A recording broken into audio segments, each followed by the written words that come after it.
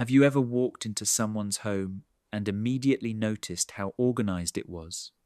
Not perfect, not like something from a magazine, just calm. Everything seemed to have a place. Nothing felt chaotic. Nothing felt overwhelming. And if you've ever known someone like this, you may have assumed the explanation was simple. Maybe they're more disciplined. Maybe they're naturally tidy. Maybe they just enjoy cleaning more than everyone else. But what if that's not the real reason? What if the habit of keeping an organized home has less to do with cleaning and more to do with how a person's mind works? Because something interesting shows up when you spend enough time studying highly perceptive people. Many of them are surprisingly sensitive to their environment, not in a dramatic way, in a neurological way. They notice things, patterns, details, small disruptions that other people quickly tune out. And that means clutter affects them differently. A pile of clothes in the corner, dishes left in the sink, papers scattered across a desk. To someone else, these things might be mildly annoying. To a highly aware mind, they can become constant background noise, a signal the brain continues to process whether it wants to or not. Which is why many people with rare intelligence don't organize their homes because they are obsessed with cleanliness. They organize them because their minds work better when their environment isn't competing for attention. And once you understand the psychology behind that, you begin to realize that a clean home is often about much more than a clean home. Sometimes it's a reflection of how a person thinks. To understand why many highly intelligent people prefer organized spaces, we first need to understand something about attention. Most people think attention is something they control, but in reality, your environment is constantly competing for it. Every object in a room sends information to the brain. A stack of unopened mail, clothes draped over a chair, a messy desk covered with unfinished tasks. Even when you're not consciously looking at those things, part of your brain is still processing them. For many people, that background noise is manageable. They notice it, then move on. But highly perceptive minds often work differently. They tend to absorb more information from their surroundings. More details, more patterns, more visual input, which means clutter doesn't just sit in the background. It keeps asking for attention. Imagine trying to read a book while several people are quietly talking in the same room. You can still read, but it takes more effort. That's what a disorganized environment can feel like for someone with a highly active mind. The problem isn't the laundry. The problem isn't the dishes.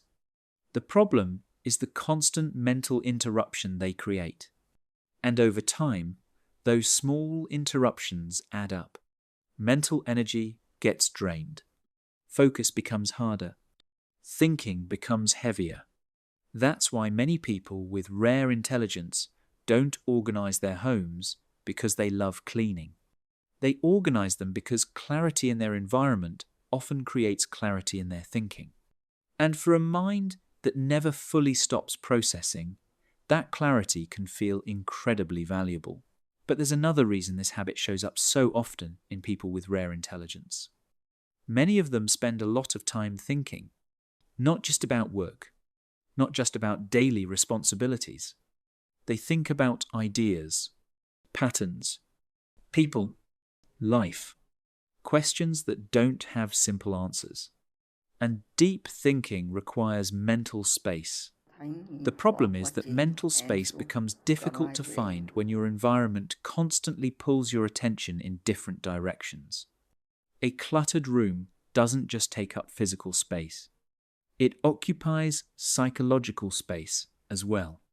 Every unfinished task becomes a small reminder. Every pile of objects becomes another thing the brain has to keep track of. For highly aware people, that mental load adds up quickly. That's why many of them naturally start simplifying their surroundings. not because they are perfectionists, not because they enjoy cleaning, but because they understand, often without realizing it, that a calmer environment supports a calmer mind. When the room is organized, the brain has fewer distractions to manage. More energy becomes available for reflection, creativity, problem solving, and the kind of deep thinking that highly intelligent people tend to enjoy. In many cases, an organized home is not really about the house at all. It's about protecting the mental space their minds need to function at their best. But the connection between intelligence and organization goes even deeper than focus. For many highly intelligent people, order creates something else. A sense of psychological safety. Think about how much of life is unpredictable. People change. Plans fail. Unexpected problems appear. The future remains uncertain no matter how carefully we prepare for it. And people with highly active minds tend to think about these realities more than most. They notice risks, possibilities, things that could go wrong, not because they're pessimistic, because they're aware. That awareness can be a gift, but it can also be mentally exhausting. And that's where an organized environment becomes important. A tidy room sends a simple message to the brain. This part of life is handled. The dishes are done. The bed is made. The desk is clear. Everything is where it's supposed to be. It doesn't solve every problem, but it removes unnecessary stress. For someone whose mind is already busy processing ideas, emotions, and possibilities, that matters more than most people realize. In a strange way, organizing a room is often about organizing attention, reducing noise, creating stability, building a small island of order inside a world that often feels unpredictable. And perhaps that's why many people with rare intelligence are drawn toward organized spaces, not because they fear chaos, but because they understand the value of having one place where the mind can finally relax. But I think the biggest misunderstanding about organized people is this. Most people assume they clean because they are disciplined. In reality, many of them clean because it has become part of who they are. There's a huge difference. When a behavior depends only on discipline, it feels like a battle. You have to force yourself, negotiate with yourself, promise you'll do it later. And later usually becomes tomorrow. But when something becomes part of your identity, the conversation changes completely. Think about someone who sees themselves as a healthy person. They don't wake up every morning debating whether they should brush their teeth. They simply do it, not because they're motivated, because that's who they are. The same thing often happens with highly intelligent people who keep their homes organized. At some point, they stop seeing cleaning as a task. They begin seeing it as maintenance, a way of taking care of the environment that supports their thinking, their mood, and their energy. The organized home becomes an extension of the organized mind, and over time, every small action reinforces that identity. Making the bed, putting things back where they belong, clearing the desk before going to sleep. These actions may seem insignificant, but together they send a message to the brain. I am someone who takes care of my space. And the brain listens. That's how identities are built. Not through grand decisions, through small, repeated actions. If this resonates with you, leave a 5 in the comments below. I'm curious how many people have noticed that when their environment becomes chaotic, their mind often follows. Because sometimes the goal isn't to create a perfect home. It's to create a space that reflects the kind of person you're becoming. And for many people with rare intelligence, that process starts with something surprisingly simple, putting life back in order, one small habit at a time. And this brings us to something many people notice, but rarely stop to think about. Have you ever cleaned an entire room and then felt better almost immediately? Thank you Not for because you solved watching a major and so problem, not goodbye. because your life suddenly became easier, yet somehow you felt lighter, calmer, more in control. That feeling isn't imaginary. Your environment has a powerful effect on your nervous system. When a space is cluttered, the brain receives a constant stream of signals. Things that need attention, things that need to be finished, things that should probably be dealt with later. Even when you're trying to relax, part of your mind remains engaged, still tracking, still processing, still carrying that invisible weight. But when a room becomes organized, something changes. The brain stops receiving as many competing signals. The visual noise decreases. The mental noise often follows. For people with rare intelligence, this effect can be even stronger, because highly aware minds tend to absorb more information from their surroundings. They notice details, patterns, small inconsistencies. As a result, they are often more affected by disorder than they realize. That's why many organized people seem calmer, not because they have fewer problems, not because life is easier for them, but because they've removed dozens of small stressors that quietly drain energy throughout the day. In a way, keeping a home organized is not just about productivity. It's about emotional regulation. It's about creating an environment that supports peace instead of competing with it. And for a highly active mind, that can make a bigger difference than most people ever imagine. At this point, it's important to clarify something. Keeping an organized home does not automatically mean someone is intelligent. And being intelligent certainly doesn't mean someone will always have a perfectly clean house. But there is an interesting connection that appears more often than people realize. Many people with rare intelligence have a strong need for clarity, not just in their environment, in their thinking, their decisions, their relationships, their lives. They naturally look for patterns. They prefer understanding over confusion. And because of that, they often feel uncomfortable when everything around them becomes chaotic. A cluttered room may not bother everyone, but for a highly aware person, it can feel like having dozens of unfinished thoughts sitting in the background, quietly demanding attention. That's why organization is often less about appearance and more about mental efficiency. It's a way of reducing friction, reducing distraction, creating space for deeper thinking. In many cases, the organized home is simply a visible expression of an invisible process. A mind that values clarity, a mind that notices details, a mind that understands that small habits shape bigger outcomes. And perhaps that's the real connection. People with rare intelligence aren't organizing their homes because they want everything to look perfect. They're doing it because they know that when the environment becomes clearer, the mind often follows. And sometimes, a clearer mind is one of the most valuable things a person can have. And maybe this is the part most people never stop to consider. A home is never just a home. Over time, it becomes a reflection of the relationship you have with yourself. Not your income, not your social status, not how successful you appear online, but the standards you quietly live by when nobody is watching. Because keeping a space organized is rarely about impressing guests. Most of the Thank you time, for nobody watching else and so even sees it. goodbye. The bed gets made, the dishes get washed, the room gets put back in order, and no one applauds.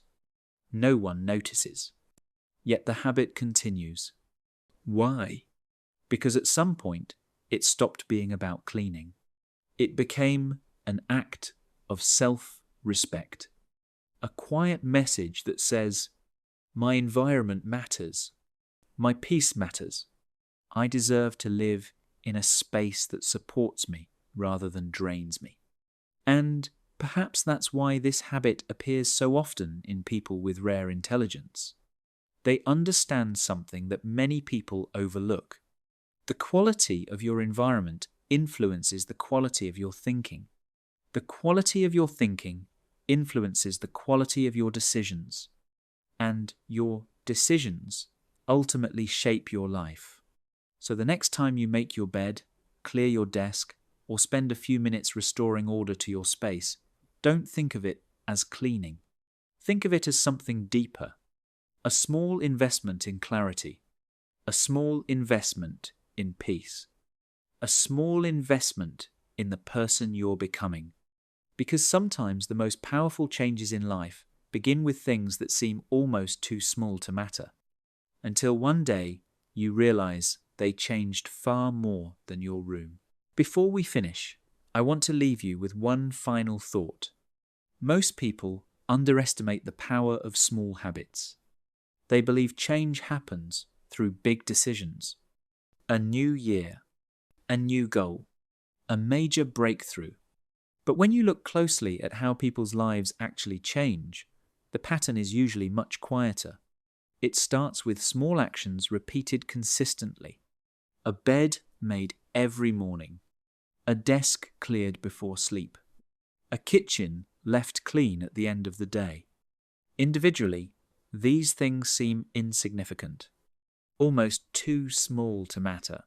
But that's exactly why they're powerful. Because every time you follow through on a small commitment, you build trust with yourself. You prove that your actions match your intentions. And over time, that trust becomes confidence. Not the loud kind, the quiet kind, the kind that comes from knowing you can rely on yourself. Maybe that's why organized people often appear calmer. Not because they have fewer problems, not because life is easier for them, but because they've practiced showing up for themselves in small ways every single day, and those small moments add up. So if there's one thing to take from this video, let it be this. An organized home is not the goal. A stronger relationship with yourself is. The clean room is simply the visible result. And sometimes the habits that seem the least important are the ones that end up shaping your life the most. If this video resonated with you, leave a 9 in the comments below. And for the next 7 days, choose one small area of your home and keep it organized.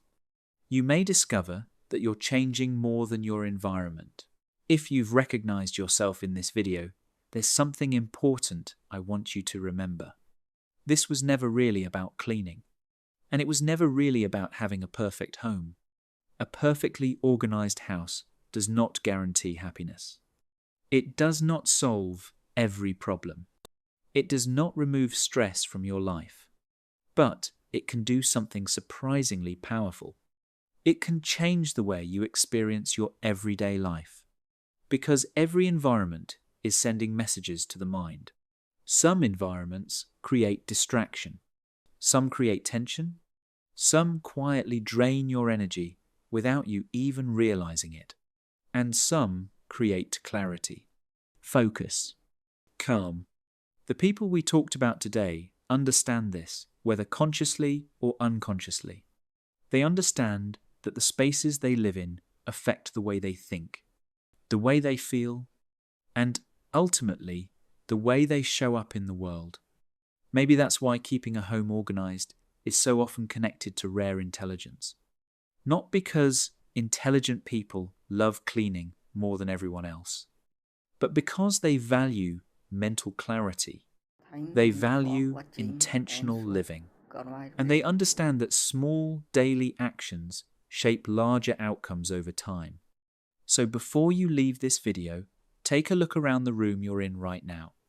What is your environment encouraging? Calm or chaos? Focus or distraction? Energy or exhaustion? And if there is one small thing you can put back in order today, do it. Not because your house needs it, because you deserve it.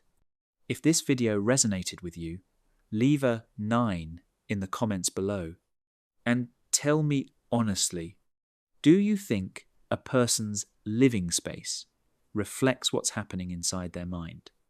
I'd love to hear your thoughts.